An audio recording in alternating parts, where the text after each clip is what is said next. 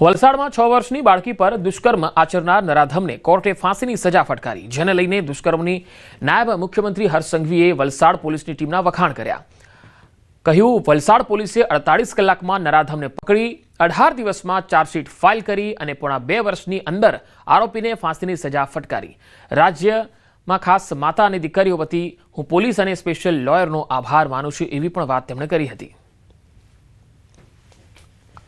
વલસાડ જિલ્લા પોલીસ દ્વારા આ દરિંદાને 48 કલાકમાં પકડીને 18 દિવસની અંદર ચાર્જશીટ પૂર્ણ કરીને પૂના 2 વર્ષની અંદર આ કેસમાં આ આરોપીને આજે ફાંસીની સજા અપાવવામાં સફળતા પ્રાપ્ત કરી છે. વલસાડના વાપીમાં શ્રમજીવી પરિવારની માત્ર 6 વર્ષની બાળકી પર થયેલ દુષ્કર્મ અને હત્યાના કેસમાં આરોપીને સ્પેશિયલ પોક્સો કોર્ટે ફાંસીની સજા ફટકારી. આ કેસમાં આરોપી 42 વર્ષના રજાક સુભાન ખાનને ગુનેગાર ઠેરવીને કોર્ટે આ ઐતિહાસિક ચુકાદો આપ્યો. આ નિર્ણય પીડિત પરિવાર માટે 18 મહિના પછી મળેલા ન્યાયની જીત છે, જેમાં પોલીસની ત્વરિત કાર્યવાહી અને કોર્ટની ઝડપી તપાસની કલમોની પ્રશંસા થઈ રહી છે. આ ઘટના 23 ઓક્ટોબર 2023ની છે, જ્યારે વાપીના શ્રમજીવી પરિવારની 6 વર્ષની બાળકી બહાર રમવા ગઈ હતી અને આ વિસ્તારનો રહેવાસી આરોપી રજાક સુભાન ખાનને તેને ચોકલેટની લાલચ આપીને નજીકની ઝાડીમાં લઈ ગયો અને બાળકી પર દુષ્કર્મ આચર્યું અને વિરોધને કારણે તેની હત્યા કરી. આરોપીએ બાળકીનું ગળું દબાવીને તેની હત્યા કરી હતી. બાદમાં તેનો મૃતદેહ ઝાડીમાં જ છોડી દીધો હતો. પોલીસ તપાસમાં સીસીટીવી ફૂટેજ, સ્થાનિક લોકોના નિવેદન, મેડિકલ રિપોર્ટથી આરોપી સીધી પહોંચી ગઈ હતી. પોલીસે આરોપીને તુરંત ધરપકડ કરી અને તેને જે તે વખતે પોતાના કપડાં બદલીને ભાગવાનો પ્રયાસ કર્યો હતો. તપાસમાં જાણવા પણ મળ્યું હતું કે આરોપી નજીકમાં જ રહેતો હતો અને બાળકીને પહેલાથી જાણતો હતો. કેસમાં કોર્ટે આરોપીને ફાંસીની સજા અને પીડિત બાળકીને 17 લાખ રૂપિયાનું વળતર ચૂકવવાનો હુકમ કર્યો. આ કેસમાં ચાર્જ ફ્રેમ થયા બાદ માત્ર 1.5 વર્ષની અંદર આખો કેસ ચાલી અને ઝડપી ચુકાદો આવ્યો છે, એ ખરેખર આવકારદાયક છે. એટલે આઈપીસી 377 હેઠળ પણ એને કસૂરવાર ઠેરવા છે. 302માં કેપિટલ પનિશમેન્ટ એટલે કે ફાંસીની સજા સંભળાવી છે. 376A એમાં પણ ફાંસીની સજા કરી છે. 376A એમાં પણ ફાંસી કરી છે. એ ઉપરાંત પોક્સો એક્ટની કલમ 6માં પણ ફાંસીની સજા કરાવી છે. ડુંગરા પોલીસ વિસ્તારમાં આવેલ આઝાદનગર ફળિયામાંથી એક 6.5 વર્ષની બાળકી ગુમ થયાની ફરિયાદ નોંધાવેલી હતી. આ ફરિયાદને અનુસંધાને તપાસ કરતા સીસીટીવી ફૂટેજના આધારે આ બાળકીને એક આડેદ ઇસમ છે એ જાડી જખરમાં લઈ જતા દેખાવામાં આવેલો હતો. પીએમ મોદી અને રાષ્ટ્રપતિ પુતિન આજે 23મી ભારત રશિયા સમિટમાં ભાગ લેવાના છે. બંને નેતાઓ સવારે 11:50 કલાકે એક મહત્વપૂર્ણ બેઠક કરશે. રશિયન રાષ્ટ્રપતિ પુતિન પીએમ મોદી સાથે સંરક્ષણ સહયોગ, ઉર્જા ભાગીદારી, વેપાર અને આંતરરાષ્ટ્રીય સુરક્ષા સહિત અનેક મુખ્ય મુદ્દાઓ પર ચર્ચા કરશે. જેમાં સવારે 11 વાગ્યે રાષ્ટ્રપતિ ભવનમાં પુતિનને ગાર્ડ ઓફ ઓનર આપવામાં આવશે. તો સવારે 11:30 કલાકે પુતિન મહાત્મા ગાંધીને શ્રદ્ધાંજલિ આપવા માટે રાજઘાટ જશે, જ્યારે 11:50 કલાકે હૈદરાબાદ હાઉસ ખાતે 23મી ભારત રશિયા સમિટમાં હાજરી આપશે. જ્યારે બપોરે 1:50 કલાકે હૈદરાબાદ હાઉસ ખાતે સંયુક્ત નિવેદન આપશે. તો બપોરે 3:40 કલાકે ભારત મંડપમ ખાતે વ્યાપાર કાર્યક્રમ યોજાશે અને સાંજે 7 કલાકે રાષ્ટ્રપતિ દ્રૌપદી મુર્મુ પુતિનના સન્માનમાં રાજ્ય રાત્રિ ભોજનનું આયોજન કરશે. રાત્રે 9 કલાકે પુતિન રશિયા માટે પ્રસ્થાન કરશે. આ અગાઉ ગઈકાલે રાત્રે દિલ્હી પહોંચ્યા હતા. બાદમાં રશિયન રાષ્ટ્રપતિ પુતિનનું લાલ જાજમ બિછાવી અને સ્વાગત કરાયું હતું. પીએમ મોદી પ્રોટોકોલ તોડીને પુતિનનું સ્વાગત કરવા એરપોર્ટ ગયા હતા અને ક્રેમલિને જણાવ્યું હતું કે પીએમનું સ્વાગત કરવા માટે એરપોર્ટ પર આગમન અણધાર્યું હતું અને પીએમ મોદી અને પુતિન પાલમ એરપોર્ટથી પીએમના નિવાસસ્થાન સુધી એક જ કારમાં મુસાફરી કરી હતી અને બંને રાષ્ટ્રના વડાઓએ કારમાં મહત્વપૂર્ણ વાતચીત કરી. પીએમ મોદીએ એક્સ પોસ્ટ પર લખ્યું કે ભારત અને રશિયા વચ્ચેની મિત્રતા સમયની કસોટી પર ખરી ઉતરી છે. સાથે જ મોદીએ રાષ્ટ્રપતિ પુતિનને રશિયન ભાષામાં ભગવદ્ ગીતાની એક નકલ ભેટમાં આપી.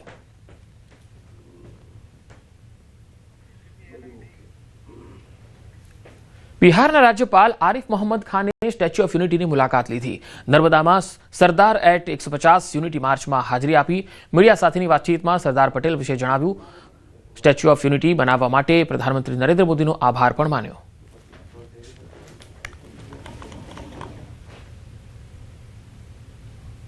प्रधानमंत्री जी को ये जो स्टैचू ऑफ यूनिटी बनाया है इसके लिए बहुत बहुत साधुवाद देता हूँ कि ये एक प्रेरणा का स्रोत बन गया है और लोगों में एक जानने की इच्छा पैदा हुई है कि सरदार पटेल का इस देश को बनाने में क्या भूमिका है, क्या योगदान है. બહારનું ખાવાના શોખીન સુરતીઓ માટે લાલબત્તી સમાન કિસ્સો સામે આવ્યો. તમે બહારથી પનીર કે મીઠાઈ લાવીને ખાતા હો તો ચેતી જજો, કારણ સુરત શહેરમાં લોકોના આરોગ્ય સાથે ગંભીર ચેડા કરતા તત્વો એસઓજી અને સુરત મહાનગરપાલિકાના ફૂડ એન્ડ સેફ્ટી વિભાગે સંયુક્ત રીતે લાલાક કરી છે, કાર્યવાહી કરી છે. એક જ દિવસમાં શહેરના 2 અલગ અલગ વિસ્તારોમાં દરોડા પાડીને તંત્રએ હજારો રૂપિયાની કિંમતનું શંકાસ્પદ નકલી પનીર અને ભેળસેળયુક્ત માવો બજારમાં વેચાય તે પહેલા ઝડપી લીધો. શ્રીજી પ્રોવિઝન સ્ટોરમાંથી કુલ 80 કિલોગ્રામ જેટલો શંકાસ્પદ પનીરનો જથ્થો મળી આવ્યો. પૂણા મગોબના ફ્લેટમાંથી 168 કિલો શંકાસ્પદ માવો પકડાયો. તો બંને કાર્યવાહી બાદ એસઓજીએ માવો અને પનીરના નમૂનાઓને વૈજ્ઞાનિક રીતે પેક કરી અને સુરક્ષિત સીલ સાથે શહેરની ગુજરાત ફૂડ લેબોરેટરી ખાતે મોકલી આપ્યા. પદાર્થો ભેળસેળયુક્ત સાબિત થશે તો પગલાં લેવાશે.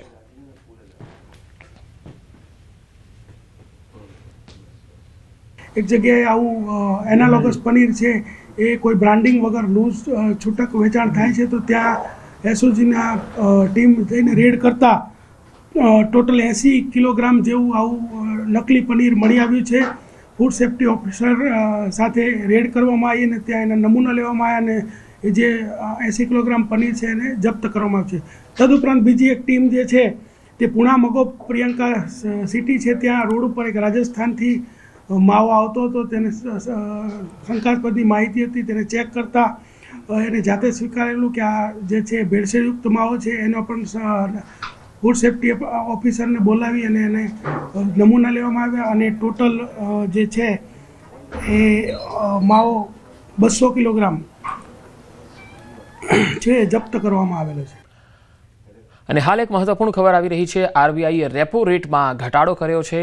એક મહત્વપૂર્ણ ખબર, આરબીઆઈએ ફરી એકવાર રેપો રેટ ઘટાડ્યા છે.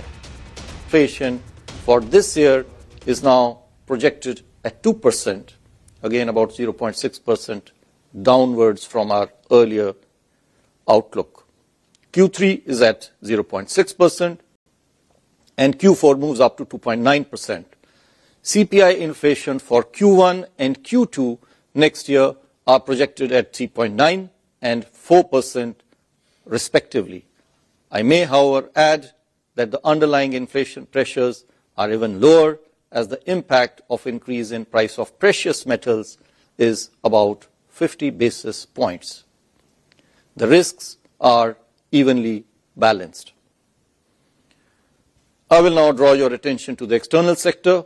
India's current account deficit moderated from 2.2% of GDP in Q2 last year to 1.3%. This is a decrease of about 0.9% in Q2 this year, on account of robust services exports, which continue to do well, and strong remittances. In October 2025, merchandise exports contracted YOY, whereas merchandise imports continued to increase for the second consecutive month. This resulted in widening of the trade deficit. Healthy services exports coupled with strong remittance receipts are, however, expected to keep our current account deficit for this year modest. On the external financing side, gross FDI to India increased at a robust pace during the first half of the year. Net FDI too increased significantly due to a decline in repatriation despite a rise in outward FDI.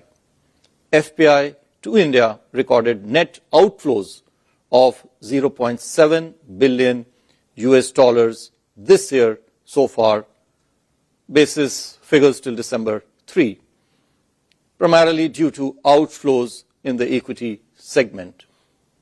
Flows under ECB and non-resident deposit account. રાજકોટની 20 જેટલી સરકારી કચેરીઓ પાસેથી પાણીના વેરા બાકી છે. બીજી તરફ શહેરમાં કુલ 30,000 જેટલા ભૂતિયા નળ જોડાણોની સમસ્યા સામે આવી. વિવિધ સરકારી કચેરીઓ પાસેથી પાણી વેરા પેટે કુલ 20.30 કરોડની વસૂલાત કરવાની બાકી છે. સરકારી કચેરીઓનો બાકી મિલકત અને પાણી વેરો માર્ચના અંત સુધીમાં મળી જાય તેવી શક્યતા છે. સરકારી મિલકતોની અંદર જે છે મુખ્યત્વે 20 કચેરીઓ છે કે જેનું અમે તાજેતરમાં મિટિંગ યોજવામાં આવેલી હતી.